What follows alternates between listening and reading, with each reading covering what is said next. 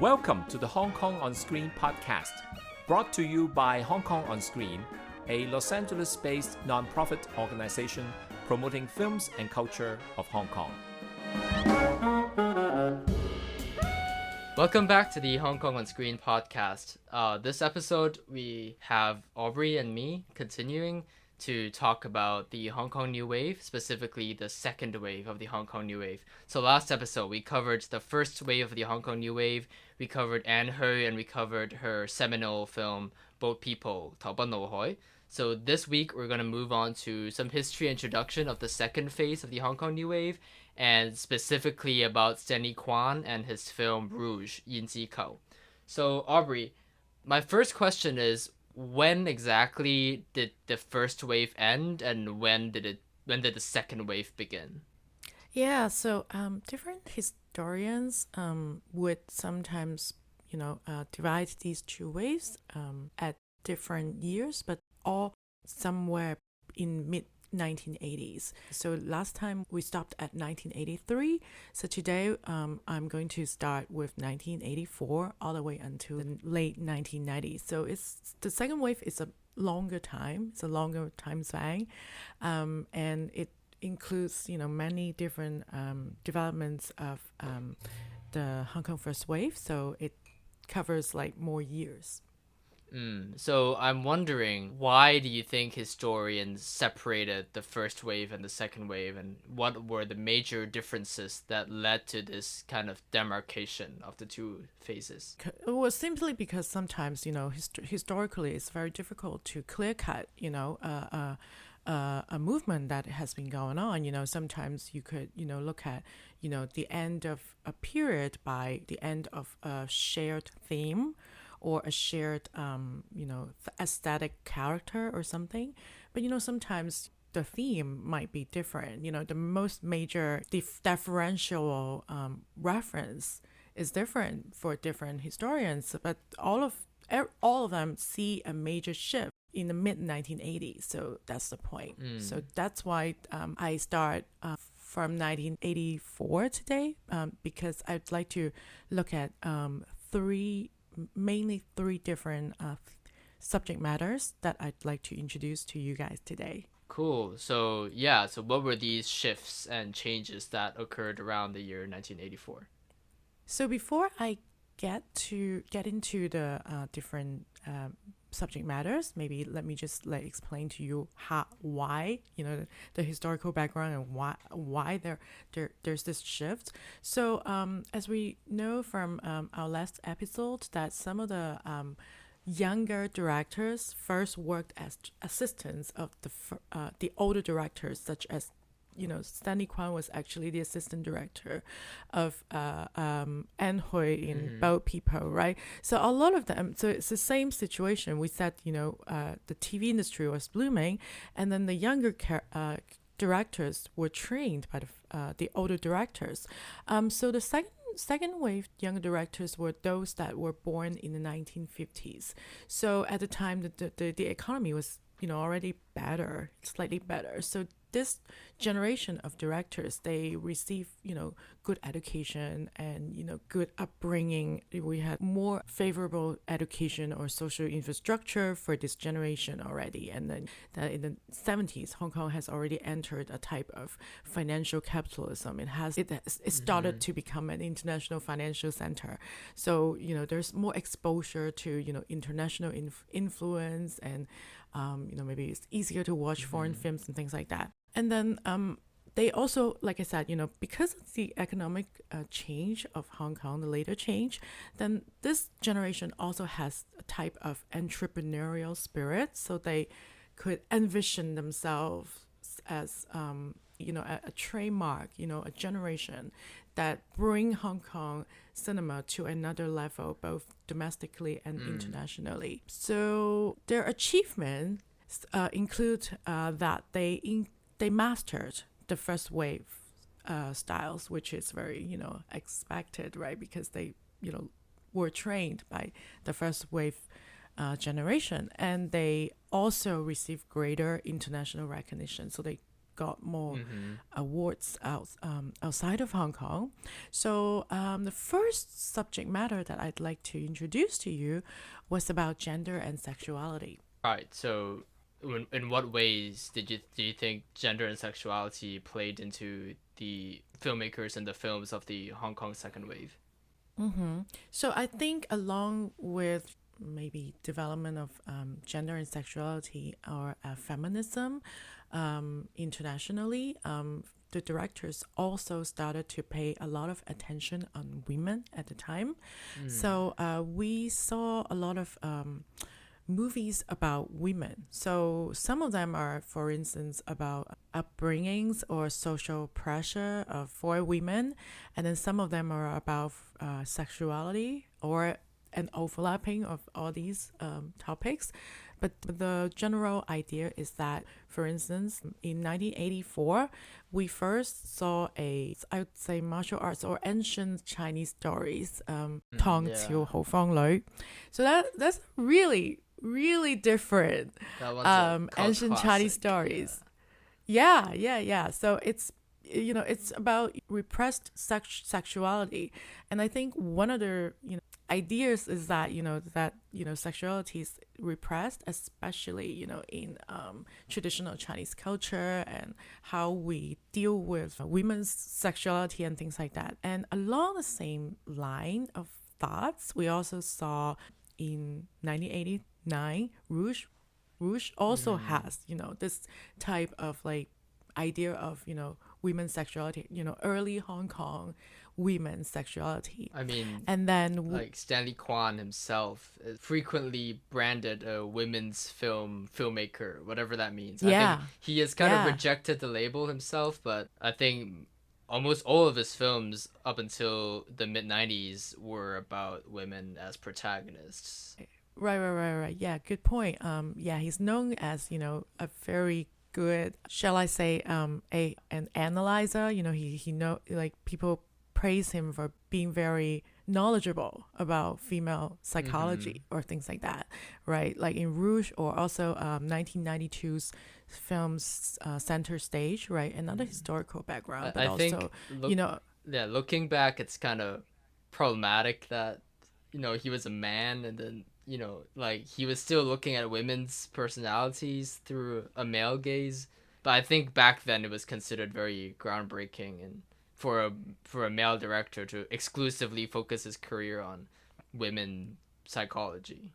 Yeah, I'm not sure if it's really problematic. I mean, there are established male authors that are particularly interested in, female psychology and all that, right? So it's also a literary tradition, right? So, and I'm not sure if personal identity can really 100% represent what we do or what we specialize on, right? So that's what he was interested in. So before 92's Center Stage, we later also see another Clara Law's film from 1993, The Temptations of a Monk, right? So just from the title, you can imagine it's also, about repressed sexuality, but in this case, not just women, but men and women, right? And also, repressed social classes, right? Like the clergy and other repressed women, right, in their traditional gender roles and things like that, right? And also today we're going to call it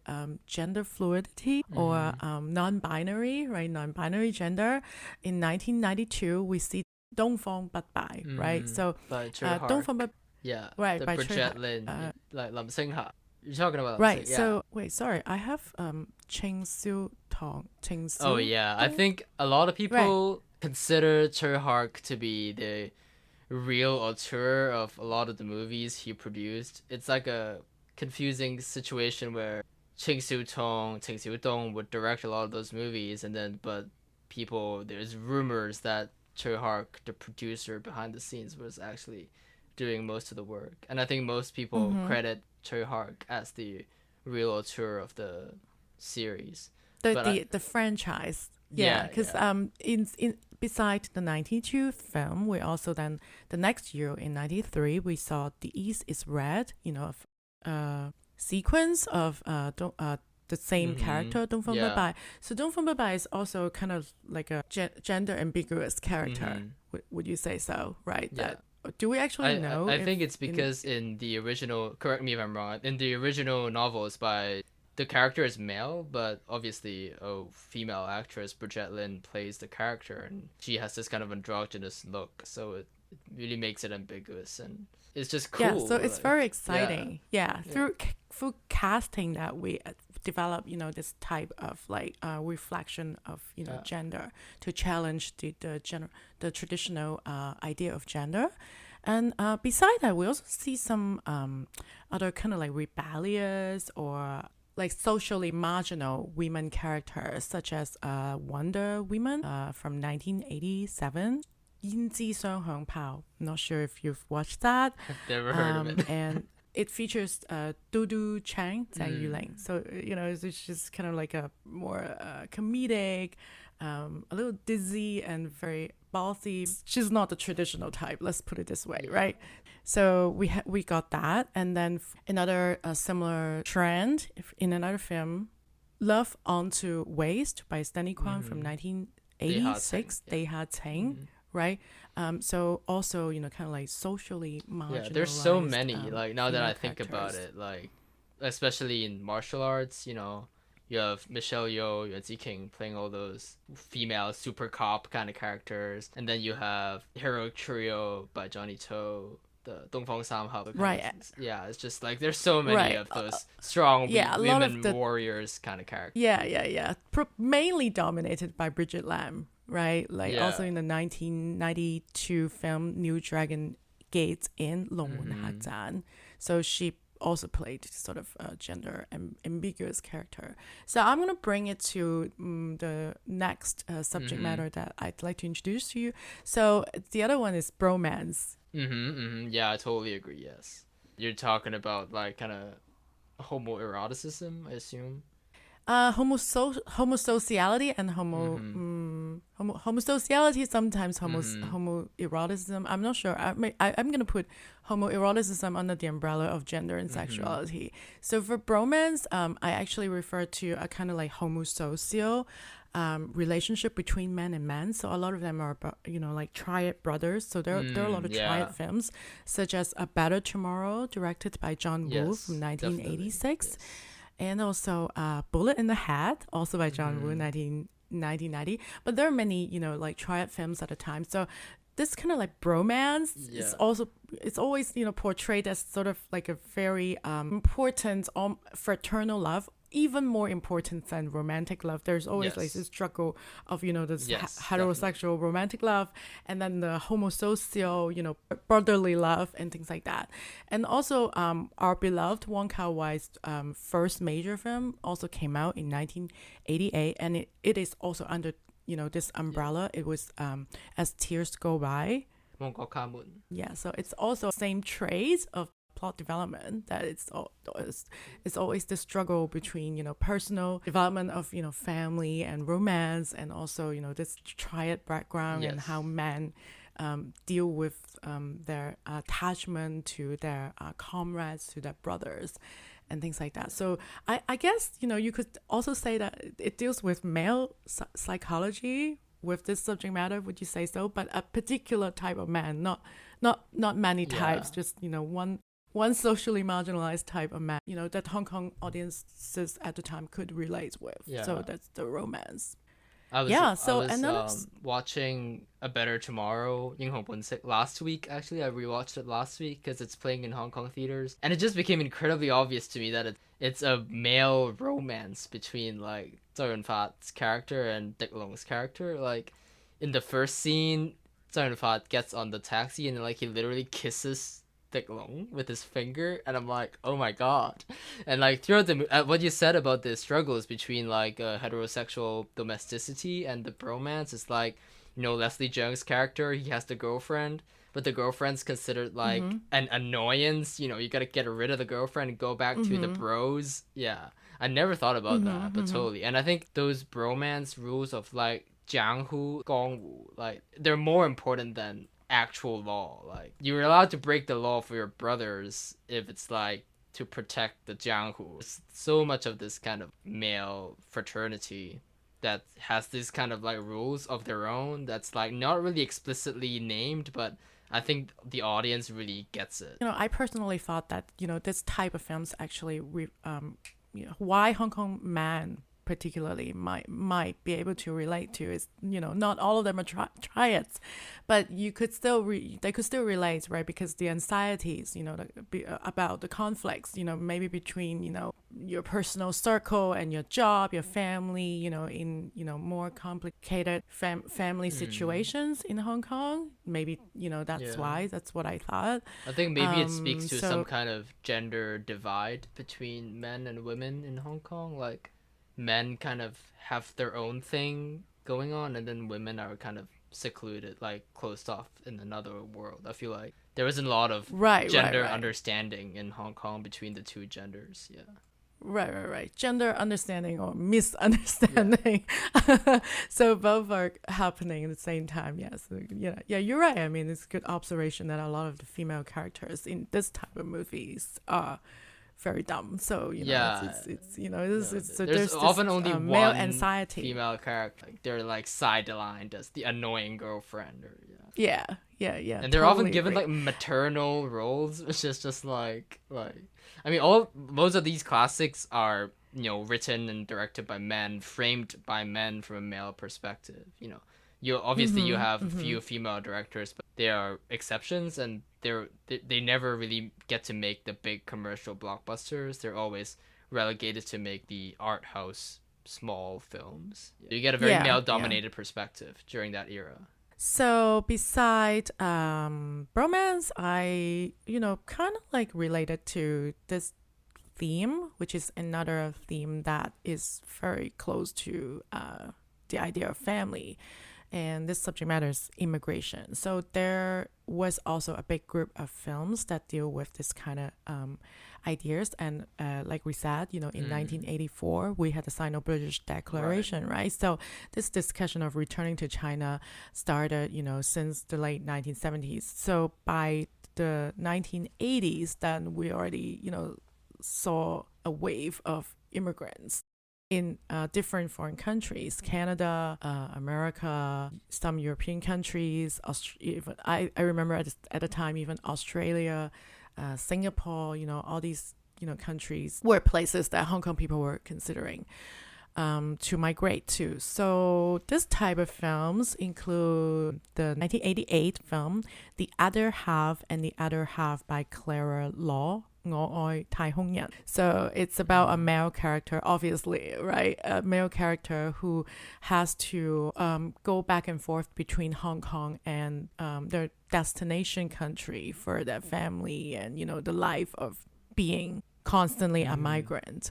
And also we have, of course, like Mabel Cheung's classic from 1987, An Autumn's Tale, 秋天的童話. So that's more about another economic class. It's not the, kind of established parent class, but Zhou Yunfa's character in An Autumn's Tale, it's an earlier immigrant character, and it's unclear. I'm not sure if his character is supposed to be from Hong Kong or maybe southern China. He definitely speaks fluent Cantonese, but his character's maybe the origins more ambiguous. But Cherie Cheung's character is clear. So she's more like a middle class Hong Kong girl, and she's supposed to go there to go to film school, right? So it's kind of like a reflection of Mabel Cheung. Background herself. So we have that. And then we also have other types of, more intense films, usually about stories of personal struggles in foreign countries, such as Full Moon in New York by Stanley Kwan from 1989, 人在紐約, and Farewell China by Clara Law, 1990.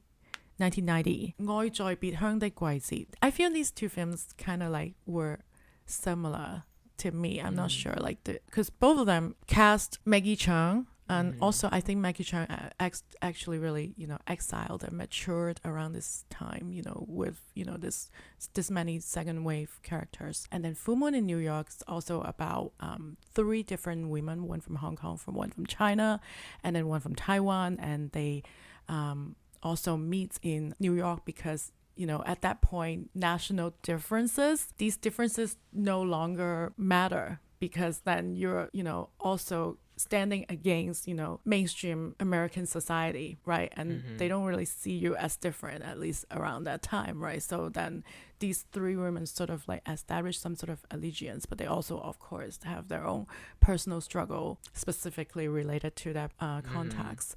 So we have that. So there's this idea of, moving around of Hong Kong people that we also saw at the time. And Crossings, Cheung from Evan Chang from 1992. Also, similar, story about, just the idea of moving. I think Hong Kong as a place of transient place, would you say that? That Definitely. That, nobody saw Hong Kong as a destination. It's sort of like an accident to develop Hong Kong as a permanent home for these people. So it's like that, and then after you've established that, then you move to another place to find another home. So I think contrary to popular belief, this kind of anxiety is not just in the art house, festival films, but also kind of like in the mainstream blockbusters. Like I was watching Hard Boiled La Sao San Tam, which is one of my favorite movies, and the entire movie is just about whether the protagonist should leave Hong Kong or not. You can see these kind of anxieties even in the mainstream blockbusters. So speaking of change, let's move to Rouge. So Rouge is also about change, but it's a retrospective reflection of change of a female ghost. So I thought that's like a brilliant idea for Stanley Kwan to adopt Lei Bicwa's novel. Right, also called Rouge Yinzi to feature this female ghost from the 1920s and 30s. At first, she's a sex worker in the 1920s and 30s Hong Kong sex industry in Sac Tong Zhui. So Yu Fa, right? Played by Anita Mui. She's this amorous young girl. Like she's not supposed to be old. She's supposed to be like early 20s. She was actually cast older than the character. Yeah. And but it doesn't matter because her acting still relates this idea that she's young in the story and she's supposed to have died young. This is already this idea of feeling sorry for a woman like her. She tells her story of being sold as a little girl when she's a child to the brothel, and then she has to like go through this childhood of being trained to be kind of like a courtesan and then sex worker later, right? And then she has of course met her soulmate, I guess, Sabi Siu. I would say soulmate or the love of her life, right? So he's not her first man, but he is the man, right? So it's this amorous of a young woman still looking for love and a good future, and then of course then what happens is they can't make it, so they decide to kill themselves, and then she dies and he doesn't. So eventually after 50 years of waiting in hell, then she comes back, and then Hong Kong has all changed, right? And this 50 years is so obvious that it's about after 50 years, supposedly, right? I after mean, 50 they years. literally used the phrase 50年不變 in the movie, which, for audiences that don't know, is like a very famous phrase that Deng Xiaoping used to promise that there wouldn't be any changes in Hong Kong society for 50 years. Obviously, that was a fake promise, but, 50年不變, which is literally in the movie, is a very famous quote that directly references this 50-year promise. That's why I thought this is such an ingenious idea for Stanley Kwan to adopt that, but also to talk about Hong Kong with a horror film. It's a horror romance, right? This question, right, of whether is it really possible that after 50 years you could still see the place as the same. Do people still recognize you, and do you still recognize the place, and is the love still there? And obviously it's a tragic story. Nothing is there anymore. WCO doesn't know that she's coming back, and he doesn't recognize her. I mean, eventually he recognizes her, but he's like in shock, right? How can you possibly still remember this promise of the 50 years of one country two system? Or I mean, it's just such a joke, right? So if you remember in the ending of the film, right? He's in shock. This dirty old man already. Later he has lost all of his money, and then so it's kind of like very allegorical about the trajectory of Hong Kong.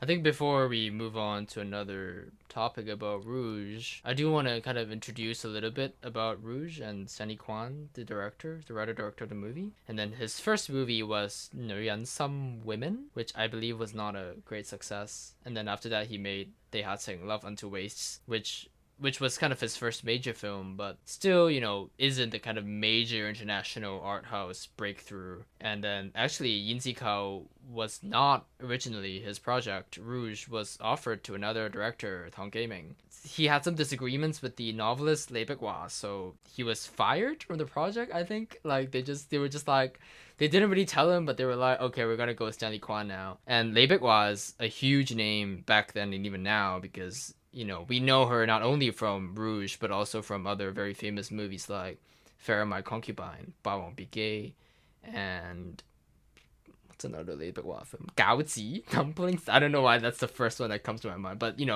she's a very famous author, written a lot of famous novels that turned into famous films. So she had a bit of influence too. So Stanley Kwan was hired to do this project. And then it was very early decided that Anita Mui had to play Yu Fa, the protagonist, and then she decided that Leslie Cheung had to play Sub Yixiu, her lover. Interestingly, this movie was actually produced by Jackie Chan Singlong. Back then, Jackie Chan apparently had some vested interest in producing art house movies, and then he produced this movie, and then obviously there was a lot of conflict between him and Stanley Kwan in the editing room. He really wanted to make the film more exciting. And then some fights and disagreements in the editing room that were eventually resolved by 6 nominations at the Golden Horse Awards in Taiwan, and then Rouge won 3, including Best Actress for Anita Mui. So that was Stanley Kwan's first international success, I guess Taiwan's international. His next film, 人在紐約, was not a great success, but still won Best Picture at the Golden Horse Awards. And then his next film, Yun Ling Yok, Center Stage, was the breakthrough I guess everyone's been waiting for. Berlin Film Festival, Best Actress, huge deal at the time, even nowadays. And then after that, 紅玫瑰,白玫瑰, 蘭嶼, these great international art house films that, he was regularly in competition in Venice and Berlin and Cannes. So yeah, I think nowadays he's kind of stopped making movies. Like a lot of directors of his generation, he couldn't really make the successful transition to the Chinese market. But Rouge remains totally a classic. Moving on to another topic of Rouge is, like, watching it this time, I was struck by how quick their love and their romance blossomed. It was like, I thought I thought they already knew each other in the beginning, but no, actually they just met in the first scene, and then like 10 minutes later they're already like, we're gonna be together for life, there's no one else. So it's kind of wild, but I guess it's kind of like it's sex positive. I don't know, like, yeah, it's sex positive, but it's a good point that you're saying about this bravery of women, of Hong Kong women, that when you want something, you go for it. If this is the guy that you want, and then you're in such a desperate situation, right? That she has no hope, for instance, to marry into a good family, right? Because of Hong Kong society's conservatism, right? So this also reflects some sort of anxieties about Hong Kong women. I think that we're kind of like in the gap between intensely traditional background, but also modern cosmopolitanism of Hong Kong. So in a way, you're dealing with something extremely traditional at home, and then you have this like crazy, international economic development outside, and you have to worry about your work and your future and all that. So it's a very desperate situation, right? So what does Yu Fa decide, right? She's like, okay, I'm ballsy. I'm just going to go for it. Yeah. Let's kill ourselves, right? And she goes for it, and she actually takes double doses of the poison, right? And she dies, right? So think about it. So I feel Stanley Kwan is totally saying that women are able to do a lot of things, like physically and emotionally. They are more there than the man. Yeah, and that's totally contrasted by the character of Sabi or her lover, who is this weak, like pathetic man who's like, not macho at all. Like, she is the strong one and dominant one in the relationship. She's the one who's like leading him on. And that's totally just refreshing even nowadays. And also super progressive is how I was watching like a recent Hong Kong movie from last year. It's called Madalena. And in that movie, they were like slut shaming sex workers like in 2021. And like this 1988 movie is not slut shaming sex workers at all and making a totally valid occupation, and that's just crazy progressive. I think it's crazy to imagine a movie like that made in Hong Kong. Like, I forgot to mention this, but Stanley Kwan was the first major director in the Chinese language world to come out as gay in 1996 in his documentary Yang and Yin, Gender in Chinese Cinema. So maybe that kind of made him like, have some more credibility towards depicting women and marginalized groups in society so sensitively. I think that's definitely I definitely see him as a figure that contributes a lot to the subversion of gender and sexuality in Hong Kong. He always has a special place in my heart. Like, going back to the politics of the movie, I think one of my favorite things in the movie that I noticed this time was when Yu Fa comes back to Hong Kong 50 years later. She has these flashbacks of like where the theater used to be and where the restaurant used to be, but they're like 1 second and then they fade away, and I just think that's so heartbreaking. And that's just like, that just really captures the erosion of Hong Kong, which is like taking place in real time now, but this movie was shot 40 years ago. So I'm wondering, like, what do you think are some kind of the stylistic things that you noticed from this movie? Like I said, this idea of coming back after 50 years is very much a reflection of the Sino-British Declaration, right? So, like you said, it's pretty obvious that, with the plot and with the different, editing and styles, and this, for instance, the acting, the confusion of Yu Fa, that, she can't find her home anymore. She's looking for the brothel. Brothel is long gone, right? It became a kindergarten, which is funny. Right. And then she laughs, right? So I thought that's like, it's funny. So I really love it. There's like some comedy in it. And then there's this very a profound political understanding of the situation, that things change, and don't expect that you would still recognize a place. Hong Kong changes so fast. Like, at the time in the 90s, people also like start saying, this hyper reality of Hong Kong, that it changes all the time, that you're not able to actually recognize the city because it, I don't know if you're too young to have heard about the story of Hong Kong buildings being built, that they're saying that so we used bamboo to build, right? It's a very Hong Kong thing to build buildings with bamboo, right? And they're saying that techniques and system are so sophisticated that you can actually build a whole building in like 3 months or shorter than that. And because of the booming real estate market in Hong Kong at the time, that they want the buildings as fast as possible so that they can make more money, right, to flip or to sell and to flip and all that. So this idea that, the look of Hong Kong changes every day because of, all this, political and economic, progress, shall we say progress at the time. Yeah, I think a couple of more things that I want to mention before we end is also, we obviously can't go without mentioning the queerness of the movie. Like, Leslie Cheung, at one point his character wants to learn Cantonese opera, and then he has to put on like female makeup or like pink makeup, and then Anita in the opening of the movie, she is kind of cross-dressing as a man to perform this Cantonese opera piece. So definitely a lot of kind of like gender experimentation and stepping out of the comfort zone in this movie that I really appreciate.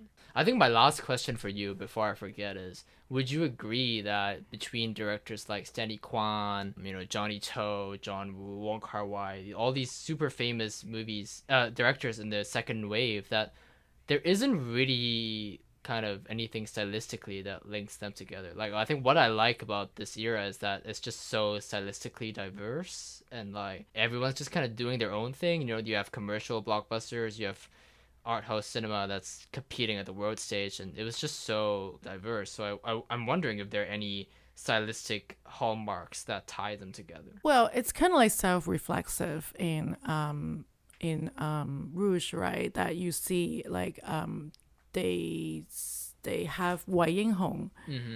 I don't know Wei Yinghong's English name, but they have Wei Yinghong in the studio, right? And she's supposed to be an actress playing a ghost. So at the time, we have a lot of ghost stories as well, like ghost films.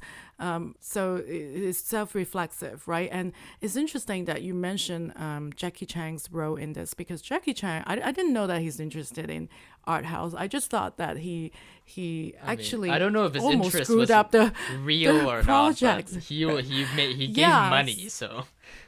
So he almost made the film a commercial film. He wanted wanted Yufa to be like more like ghost-like, you know, more not exciting, this, you know, yeah. He doesn't want this romantic female ghost character. And then Stanley Kwan and Lei Biguo talk him out of it, and he's cutting the film as a commercial film in the post-production, and then later Stanley Kwan and Lei Biguo stopped him, from what I know, and then the film wasn't shown in Hong Kong that much before it was made back in Taiwan first, and then the Hong Kong people then in Hong Kong people realized that, wow, they actually missed the classic.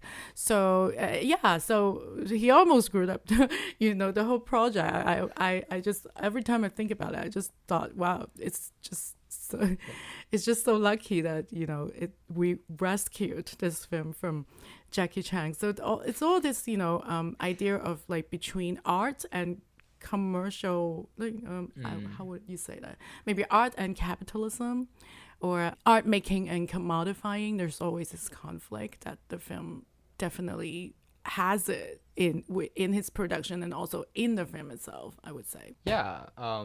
I guess one last thing I'm gonna put in is I really like how the movie contrasted the two couples. Like the 1930s couple between Anita and Leslie Cheung are like so ridiculously in love with each other, tearing each other's clothes apart, and then the 80s couple played by Man Zilang and Zhu Boyi, who's also in The Better Tomorrow, like they're just like really distant, they're so occupied with work, and like they're like, will you die for me? No. Like I just think it's so funny that like the contemporary relationships is contrasted with this kind of nostalgic look on the romantic relationships in the past. That's also related to the conflict, right? That